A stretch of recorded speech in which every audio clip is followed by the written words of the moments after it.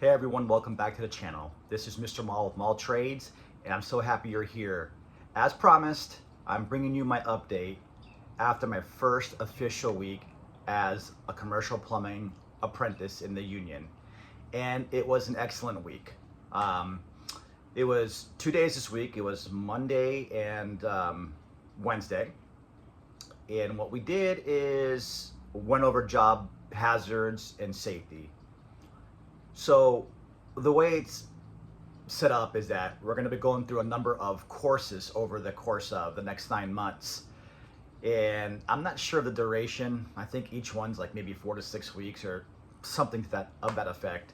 But this first class is job safety and job hazards and safety awareness.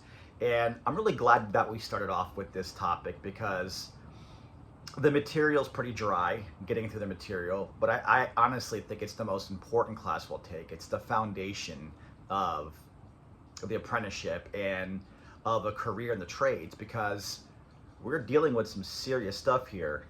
Heavy equipment, dangerous tools, unsafe working conditions, and although a lot of this can be mitigated and planned for, there's still an element of danger on the job because, I mean, think about it, it's construction.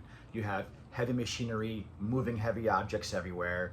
You have people that are tired and heat exhausted, and it's just a recipe for disaster unless you know what you're doing and unless you're trained properly and everyone's bought in. So I think having a group of people in the classroom where they're excited about their apprenticeship, I think it's the perfect time to teach the class right up front.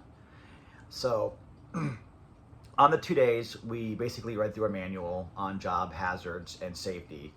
There are so many different hazards that I never would have thought of, right? For example, I kind of knew through personal research that falls are like the #1 cause of death in the construction field. And of course, there's ladder dangers, like inappropriate and untrained use of ladders. And anything to do with falling is going to be probably the #1 culprit of major injury or even death. So for me, especially as an older guy, like that's really important to me. I have a family. I probably wouldn't recover as fast as a 20-year-old who fell off a ladder, right? I mean, these are the realities of the situation.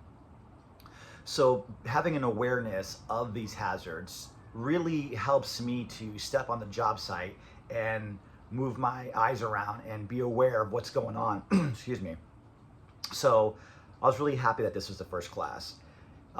Other hazards that I had no idea about on a commercial job site would be drop like chutes. So there's these like, if people are working on a multiple level building and they're dropping things either into a chute down to the ground, or if there's no chute, there's this cordoned off space where materials will drop and things like that. So learning about these, I guess, unique situations in this industry is important for someone brand new or an apprentice to really understand and to make aware of. There are other hazards too, like toxic fumes and gases. This is something I never thought about. I mean, digging a trench could unleash noxious or deadly gases, and being aware of the potential for that happening is super important. To be consciously aware that, hey, this is a possible hazard and here's what you can do about it, right? The other part about the class that I really enjoyed and I think super important is that you learn the responsibilities of not only yourself as an employee, but what the employer is supposed to do, what they're supposed to provide to you, and having an awareness of this. Because if you go onto a job site and you're seeing things aren't kosher or feeling things aren't kosher, then you have to ask yourself, is #1, am I doing what I'm supposed to do to keep safe? Being aware, wearing proper PPE, knowing procedures, but more importantly than that is the employer doing what they're supposed to be doing to keep us, the employees, safe. So having an awareness of this is super important because if something feels off or is off, you should stop and go tell someone, like a journeyman or a foreman, something of that nature. So these are a lot of the topics that we went over on the first night and the second night, the apprenticeship class. What was cool too is that we opened up into conversation, right? So we read through a textbook, we learned these, you know, hard facts and rules that are necessary to know and keep aware consciously, but then also expand upon it and ask questions.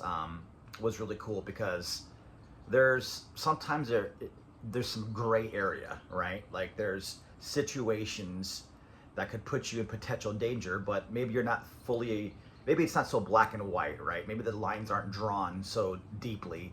And being in the class with the instructor and the other apprentices is the perfect time to bring up these questions and have a discussion about them to help clarify these situations. So yeah, it was a good week. There wasn't really anything hands-on per se, but we did learn about what's important to keep us alive and coming back to work day in and day out.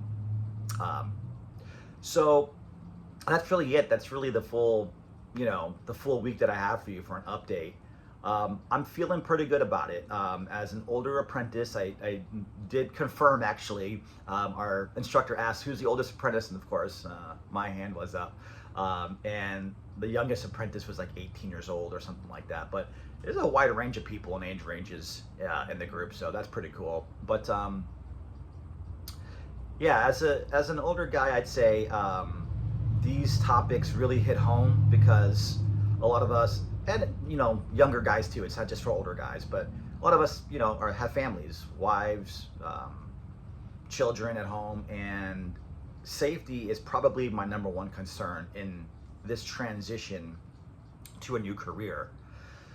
You know, some people might think, well, am I going to be able to learn the actual skill, the actual trade, or what about the money, you know, during the apprenticeship? These are all valid concerns to have, but for me, job safety and hazard awareness was my number one, I guess, anxiety, if you will, or fear about this transition from a desk job to a trades job.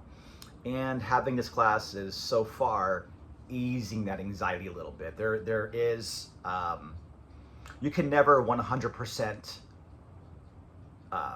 safety proof everything, right? There's going to be an element of danger always, but there are precautions and steps that you can take to ensure you have the best possible outcome to be safe and go home in one piece and alive. And that's what I really appreciate about the week. So I'm going to enjoy the weekend, and next week is week 2. It'll probably be more job and safety and hazard awareness, things of that nature. And of course, I'll bring you a video at the end of the week to kind of tell you about some of the unique topics that we discussed and my thoughts and feelings about it. But aside from that, I'm still going on my own time to learn how to weld. I'm reading the code book, the Florida Plumbers code book, and not so much to memorize the code, but to kind of have an awareness of what's in there and where it might be found. And I continue to study plumbing drawings as well, blueprints, so I can start to like learn the layout of a diagram of a blueprint. And that's about it. So I'm keeping busy, I'm keeping optimistic, I'm still feeling pretty good about everything, and I look forward to next week. So again, thank you guys for coming on, following my journey. Please like and subscribe and ask questions. Go in the comments and ask questions. I'm sure I didn't cover everything, and I purposely try to keep these videos short because that's what I like when I watch a YouTube video. Just give me the info and get out. So if you have any questions or need some clarification, just ask. And it's been a pleasure. Talk to you guys next time.